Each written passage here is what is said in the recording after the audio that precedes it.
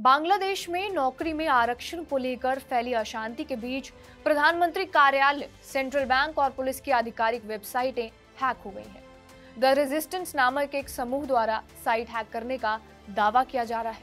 तीनों साइटों पर एक जैसा संदेश लिखा है जिसमें लिखा था operation Hunt down, stop killing students. संदेश में आगे लिखा गया, हमारे बहादुर छात्रों के शांतिपूर्ण विरोध को सरकार और उसके राजनीतिक साथियों द्वारा क्रूर हिंसा और हत्या का सामना करना पड़ा।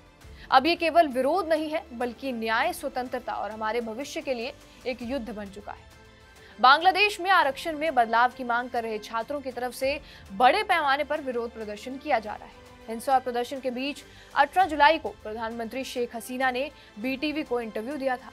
इस दौरान उन्होंने कहा था कि अगर स्वतंत्रता सेनानियों के बेटे पोते को आरक्षण नहीं मिलेगा तो क्या रजाकारों के पोते पोतियों को आरक्षण मिलेगा। शेख हसीना के इस बयान ने हिंसा की आग में घी डालने का काम किया।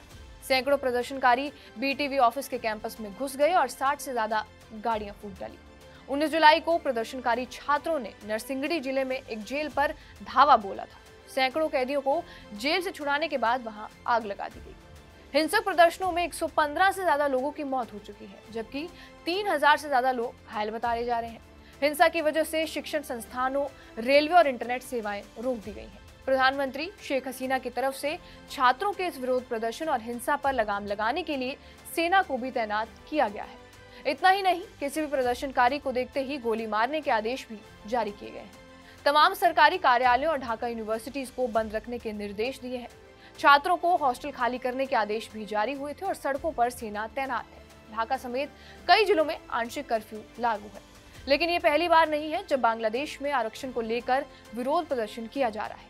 इससे पहले भी साल 2018 में आरक्षण को लेकर विरोध प्रदर्शन के साथ हिंसा हुई थी, जिसके बाद सरकार ने बड़ा फैसला लेते हुए उच्च श्रेणी की नौकरियों में आरक्षण को रद्द कर दिया था और इसके बाद हालात सामान्य हो गए थे। लेकिन इस साल पिछले महीने यानी कि जून की 5 तारीख को बांग्लादेश हाई कोर्ट ने आरक्षण को लेकर दायर एक याचिका पर फैसला सुनाया। हाई कोर्ट ने सरकार के फैसले को रद्द करते हुए फिर से आरक्षण देने का आदेश दिया। कोर्ट के इस फैसले के खिलाफ 1 जुलाई से ढाका समेत कई जिलों में प्रदर्शन शुरू हुए। छात्रों ने सरकारी नौकरियों में बांग्लादेश मुक्ति संग्राम के सगे संबंधियों की आरक्षण रद्द करने की मांग कर डाली। बांग्लादेश में स्वतंत्रता सेनानी यानी मुक्ति योद्धा के बच्चों और पोते पोतियों को जो 30% आरक्षण दिया जाता है उसे घटाकर 10% करने की मांग की जा रही है। हालांकि पिछले दिनों बांग्लादेश के सुप्रीम कोर्ट ने इस पर बड़ा फैसला सुनाया और कोर्ट ने सरकारी नौकरियों में आरक्षण को घटा दिया। कोर्ट ने अपने आदेश में कहा कि 93% सरकारी नौकरियों में योग्यता के आधार पर भर्ती की जाएगी और शेष 7% आरक्षित रहेगा।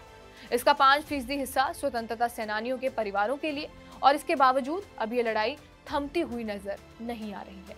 बहरहाल, आपका इस वीडियो पर क्या कुछ कहना है हमें कमेंट बॉक्स में जरूर बताएं। बाकी देश और दुनिया की तमाम बड़ी खबरों के लिए बने रहे हमारे साथ TV9 डिजिटल पर।